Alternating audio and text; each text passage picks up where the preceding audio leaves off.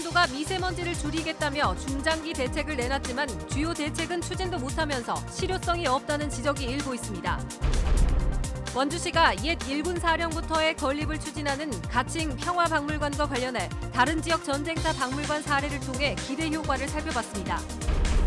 도 내에서 운전면허를 자진 반납하는 노인이 늘고 있습니다. 2015년 56명에서 지난해 454명까지 늘었고 올해도 문의가 잇따르고 있습니다. 그동안 개최 장소를 놓고 갈등을 빚었던 평창 동계올림픽 1주년 기념식이 올림픽 주 개최지인 평창에서 열리게 됐습니다.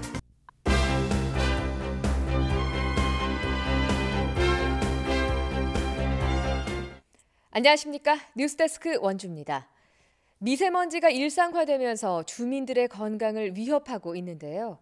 강원도가 미세먼지를 줄이겠다며 작년에 중장기 대책을 발표했지만 주요 대책은 추진도 하지 못한 채 아예 계획을 접은 것으로 확인됐습니다. 김진아 기자입니다. 사만삼이, 사흘은 춥고 나흘은 미세먼지가 기승을 부린다는 말이 생겨날 정도로 미세먼지는 일상화됐습니다. 작년 도내 발효된 미세먼지 특보는 모두 55건으로 미세먼지 기준이 강화되고 평창에 측정소가 새로 설치되면서 전년보다 12건 늘었습니다. 현재까지 도내 17개 시군에 고농도 미세먼지를 측정할 수 있는 대기오염 측정망 20곳이 구축됐고 횡성 버스 승강장에는 도내 처음으로 미세먼지 정화시설을 갖춘 대피소가 설치됐습니다.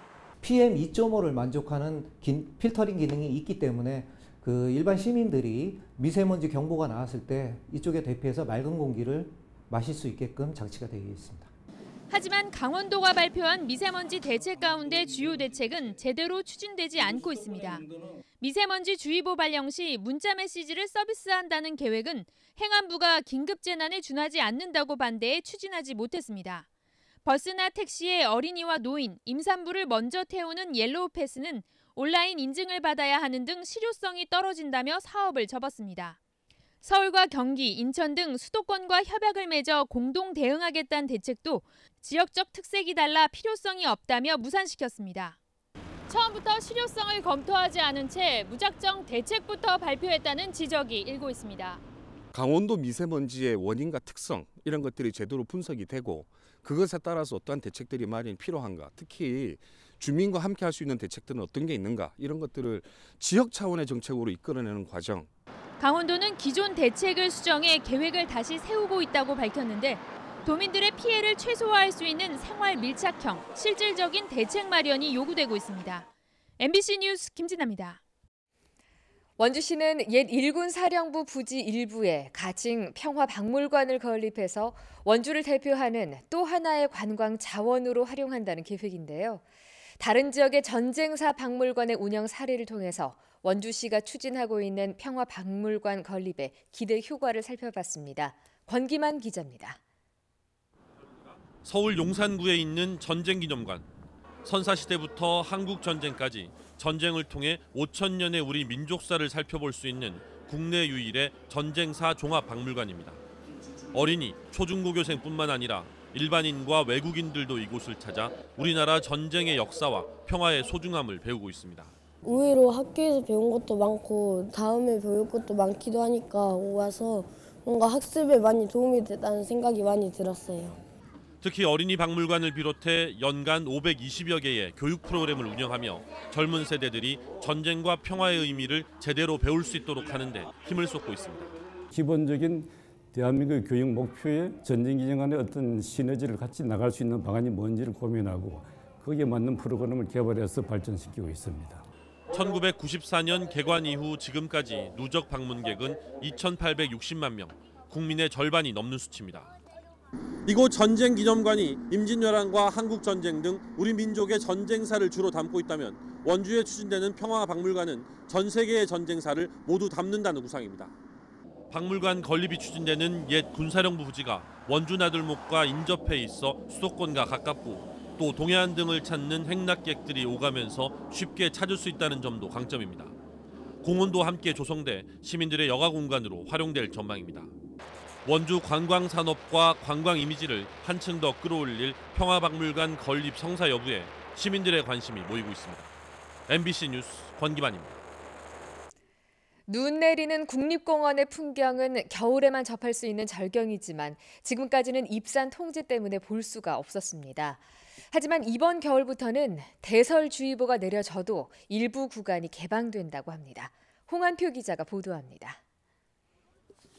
지난 2016년 12월 태백산 국립공원에 대설주의보가 발령되자 국립공원 사무소가 입산을 통제했습니다. 도립공원 일대는 눈 내리는 산을 올랐는데 국립공원으로 바뀐 뒤 입산 통제되면서 등반객들과 상인들이 반발했습니다. 등산로가 완만하고 짧아서 상대적으로 안전한 태백산의 특성을 고려하지 않았다는 겁니다. 2017년 태백산 등산객 60만 명의 55%, 지난해 68만 명의 49%가 1월에서 3월에 차질 정도로 겨울산의 매력이 큽니다. 그런데 이번 겨울부터는 국립공원 탐방로 가운데 저지대와 사찰 주변, 안전이 확보된 설경 명소 등 96개 구간을 대설주의보 때에도 시범적으로 개방합니다. 예전에 겨울 여행을 올 때는 이 태백산 쪽에 눈이 많이 내려서 들어오기가 어려웠었는데 이제 대설주의보가 내려지면은 이 얕은 쪽에는 관람을 할 수 있어서 아주 좋습니다. 태백산의 경우 천재단이나 반제, 망경대, 백단사 등 5개 구간 12.1km를 대설주의보 때도 걸을 수 있게 됐습니다. 저희 유일사 단골 코스 그리고 검룡소 코스에 대해서 대설주의보 시에도 탐방로를 개방하여 국민들에게 볼거리를 제공하고 지역경제 활성화에 이바지하려고. 또 태백산 외에도 설악산과 치악산, 오대산 등 도내 국립공원 8개 구간 32.7km도 개방됩니다. 상인들은 이번 조치가 지역 상권 활성화로 이어질 것으로 기대하고 있습니다. 안전 조치도 많이 강화됐다 그러니까 그러면 저희들은 상권에 많은 또 도움이 될 거고 그런 부분에서 저희들은 굉장히 환영하는 분위기입니다. 탐방로가 개방되는 만큼 안전사고 예방을 위해 안전요원이 상주하고 기관들도 협조 체계를 구축하고 있습니다. 관련 유관기관과 긴밀한 협조를 통해서 관광객들의 안전을 대비하고 지역 상가에 대해서는 관광객들을 친절히 맞이하고 안전을 홍보하는 등 관련 대책을 추진하고 있습니다. 다만 24시간 안에 20cm 이상, 산지는 30cm 이상 내리는 대설 경보가 발령되면 기존대로 탐방로는 전면 통제됩니다. MBC 뉴스 홍한표입니다. 운전 졸업이라는 말 들어보셨나요? 말 그대로 운전면허증을 경찰에 반납하고 운전을 졸업하는 것을 말하는데요. 최근 들어서 면허를 반납하는 65세 이상 운전자가 증가 추세입니다. 김상훈 기자가 보도합니다. 춘천의 한 교차로, 한 SUV 승용차와 오토바이가 충돌합니다. 이 사고로 40대 집배원이 다쳐 병원으로 옮겨졌지만 결국 숨졌습니다. 또 강릉에서는 주차를 하던 승용차 운전자가 운전 부주의로 벽을 들이받고 숨졌습니다. 모두 65살 이상 노인 운전자와 관련된 사망 교통사고입니다. 지난 2014년부터 2017년까지 도내 교통사고는 점차 줄었지만 반대로 노인 사고 비율은 늘었습니다. 상황이 심각해지자 정부도 대책을 내놨습니다. 올해부터 75살 이상 고령 운전자의 면허 갱신과 적성검사 주기를 5년에서 3년으로 줄인 겁니다. 이렇게 절차가 복잡해지자 아예 면허증을 자진 반납하고 운전대를 잡지 않는 노인이 늘어나고 있습니다. 건강이 허락하고 운전할 수 있는 능력이 되면은 뭐 그런 거는 필요 없죠. 그렇지만 내 건강이 허락지 않고 그러면 타인을 위해서라도 반납하는 건 원칙이지 그게. 강원도 내에서 면허를 자진 반납한 노인은 2015년 56명에서 지난해 454명까지 늘었고 올해도 문의가 잇따르고 있습니다. 부산에서는 일부 면허증 자진 반납자에게 인센티브를 제공하자 지난해에만 반납자가 5,000명을 넘었습니다. 운전에 부담을 느끼는 많은 분들이 운전을 포기하게끔 유도해서 사고를 예방하는 그런 정책을 펴고 있습니다. 여기 강원도도 그런 정책에 동참한다면 고령 운전자 교통사고를 예방하는 데 도움이 될 거라고 생각합니다. 노인 인구가 많은 강원도에서도 노인 교통사고에 대한 대책 마련의 목소리가 높아지고 있습니다. MBC 뉴스 김상훈입니다.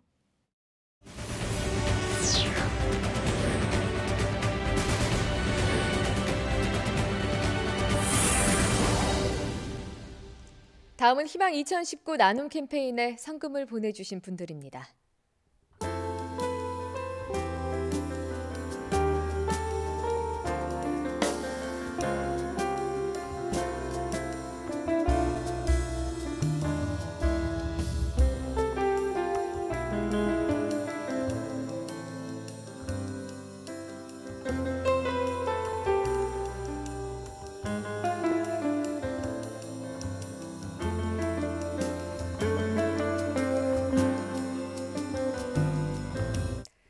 상담을 보내주신 분들께 감사드립니다. 뉴스데스크 원주를 마칩니다. 고맙습니다.